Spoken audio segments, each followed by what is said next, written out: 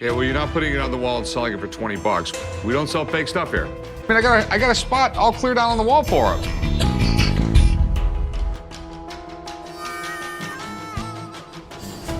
Oops.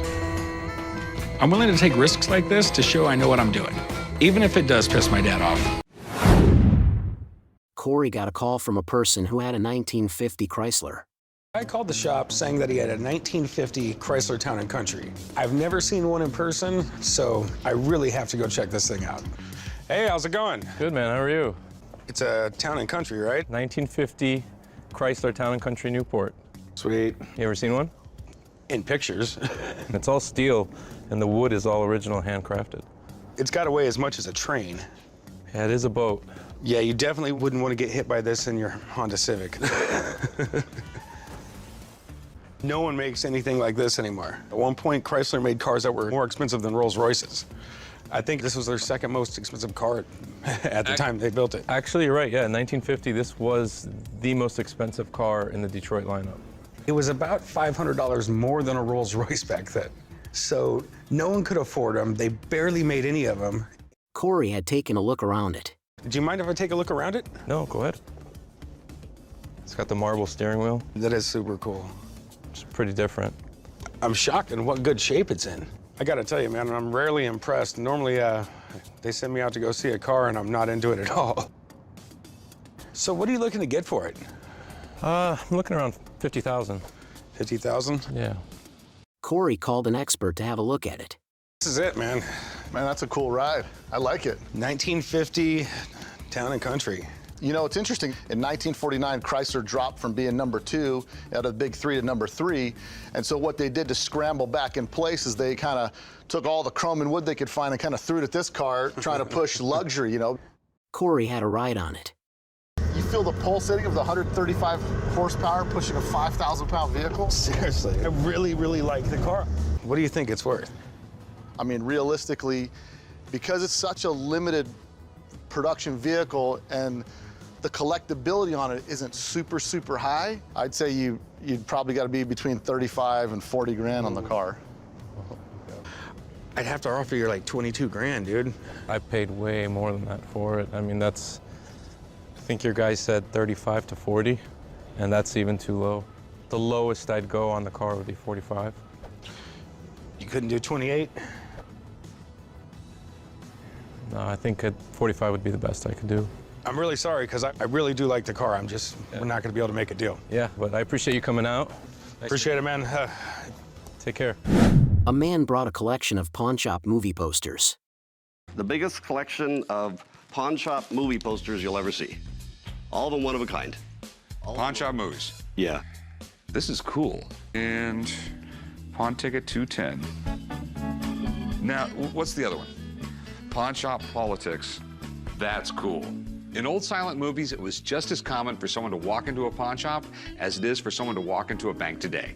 Believe it or not, up until the 1950s, pawn shops were the #1 form of consumer credit in the United States. You know, all in all, they're in pretty damn good shape. The question is, how much you want for them? Well, these two each are about $550. The big one and this one would be about $450. So you want $2 grand? Yeah? I'd let you have them for $1,000 if I take this one out and keep it. No, that's not happening.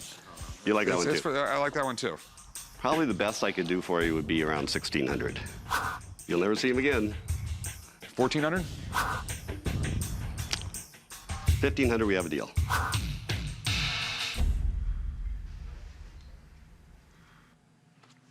It's a deal, man. All right. Earlier, my dad bought some old movie posters. And since he's too lazy to go get them framed himself, he's sending me and Chum instead. What's up, man? Hey, Cory, how you doing? Brought some posters for you. Sounds good. Well, these are nice, guys. You don't usually see this anymore. I love the vintage stuff.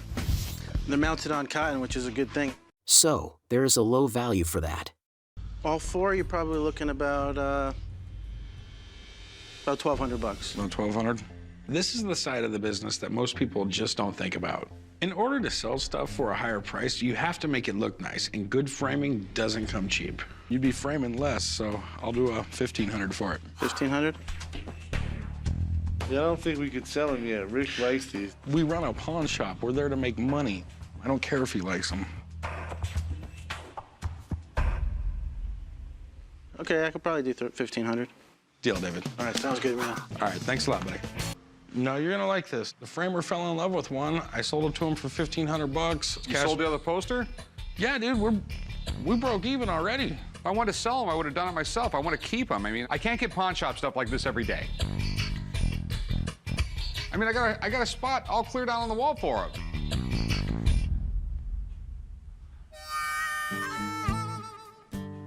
Oops. Put something else next to him. No, go back to the frame shop and get it back. Dude, are you serious? Yeah, I'm serious. That poster was one of a kind. Just do it. I can't win around this joint, dude. Amon brought Napoleon's signed letter to the pawn store. This is a letter signed by Napoleon himself. That's really cool. Where'd you get this? Online, I've been told by my wife that I had a bit of a Napoleon complex. I can see that. Okay, it seems like it's from a pretty legit company. What do you want for it? And don't be crazy, man. I mean, I gotta make money here too. Okay. Well, you know I'm gonna say like 10 grand. 10 grand's just way too much. You're gonna have to come down quite a bit, man. Cory started the negotiation. How about 5? You're gonna have to come a lot lower than that, man. I can't pay you 5,000. I'll give you 2,000 bucks for it, man. That's the best I can do. You know what? I didn't pay that much for it, so let's do it. 2,000? 2,000. All right, sweet, man. I'll meet you right over there. Thank you. The Napoleon? Yep. That's freaking sweet. And his seal. I mean, you just don't see that. Have you had it checked out by anybody? No, it looked right to me. A signed letter by Napoleon with his official seal would be an amazing find for the shop. We're talking 12 grand easy.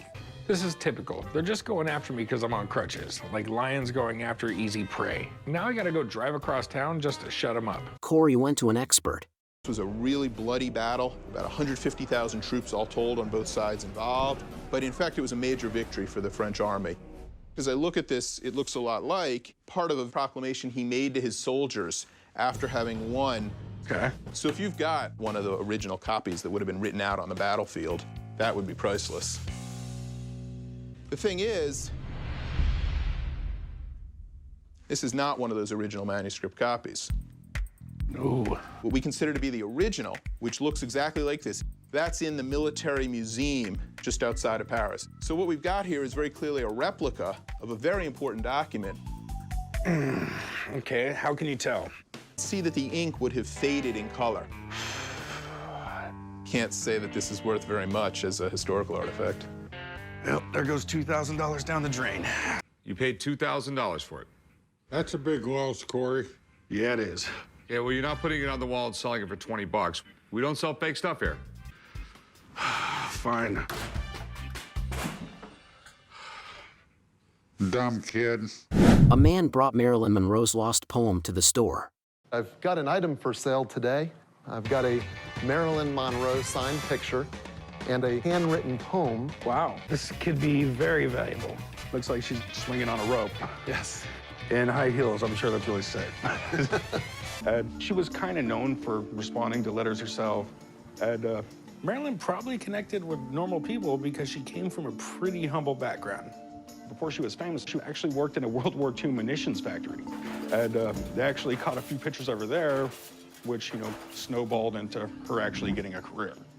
You see me on the silver screen, also on Life magazine. My master has been many men. You've seen us both time and again. On the ground or in the sky, where there is mischief, so am I. So this is the guy she wrote it to, Herbert S. French? Yes. That obituary and the tags were found with the letter and the picture. Cory called an expert at a pawn store. Having no paperwork is a massive red flag. But if it's real, the money he's talking about isn't that far off. The first thing you have to remember with her autograph, kind of always rushed, kind of sloppy, but she kind of had a beauty to it too, kind of like her. This is signed earlier in the 50s. And you could see her pressure is very similar throughout. When I start to compare both of these together, you go over here to the poem, it's two different worlds. Yeah, they look absolutely nothing alike. Yeah. This was unfortunately penned in someone else's hand and not Marilyn Monroe's.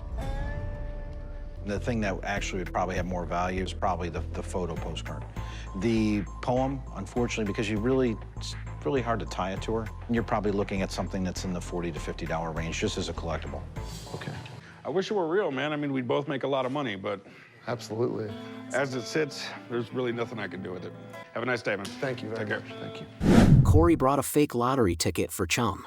I know how you like these. I picked you up a scratch card, dude. Oh, sweet. I love these things. Match 3 like amounts, win that amount.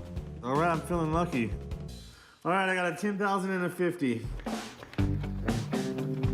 All right, another 10,000. Chum, the odds are highly against it.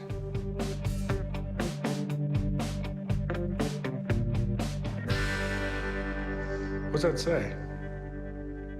Holy. Cory told others that it was fake. Talk about dumb luck. You guys all realize the lottery ticket's fake, right? No, I didn't realize. Really?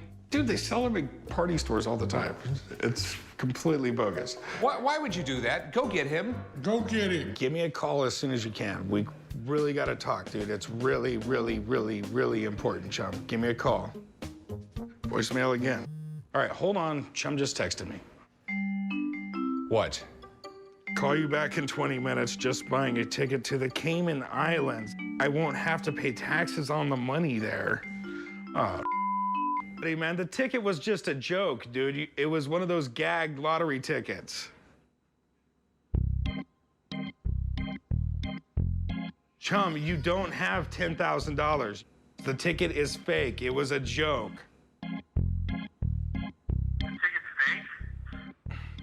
Just come back to work, dude. I'm sorry, Chum. I'm sorry, buddy. All right, I'm on my way. All right, bye, buddy. Sorry, man. Oh, does someone feel a little bit bad now? This is what happens when you joke around, son.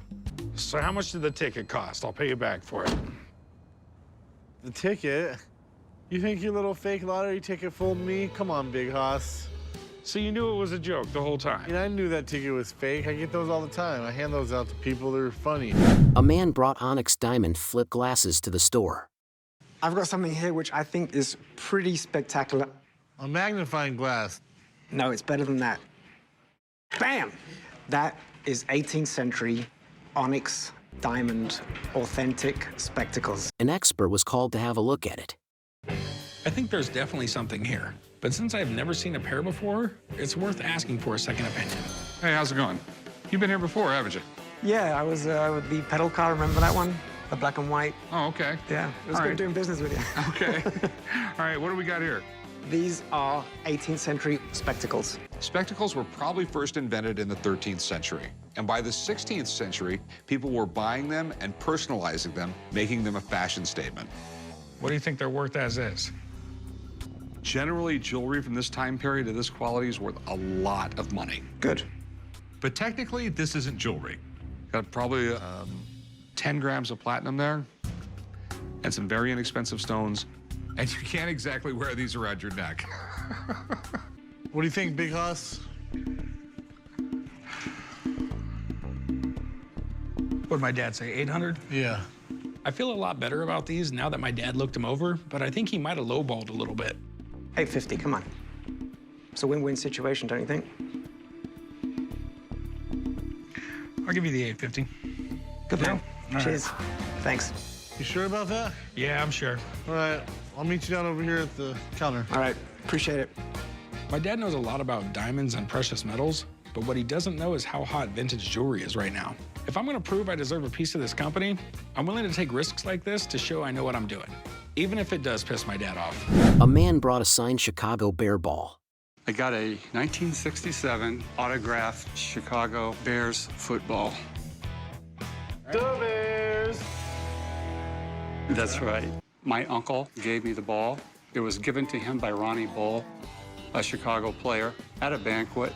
You can see him handing it there. This is cool because it comes from a time when pro football was just starting to explode in popularity. And back then, those guys didn't have all the protective gear they have now, so those guys were grinding it out all season long. So this one should have Dick Butkus or... Yes, he's on there. The big name to me is George Halas because this is the last year that George Halas was a head coach. And he started in 1920, and this is 1967. I mean, he was pretty much one of the guys that helped start the NFL into what it is, Sure right? was. Sure was. And it's got Gale Sayers and Brian Piccolo on it, right? Both of them. Those are pretty desirable. Brian Piccolo's signature is pretty rare.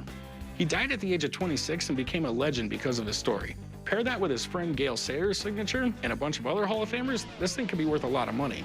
Any particular amount you're looking for? Just from what I've seen on the internet and what I put on it was $10,000.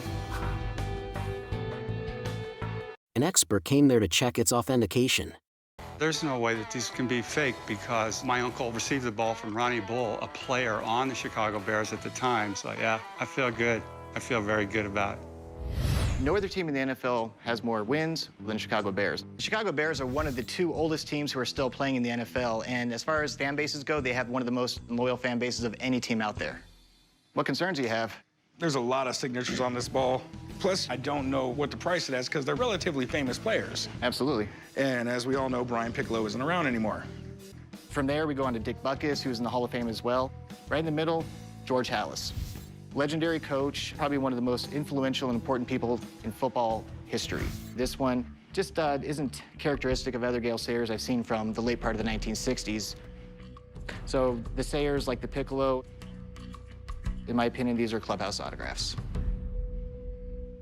You're looking at maybe tops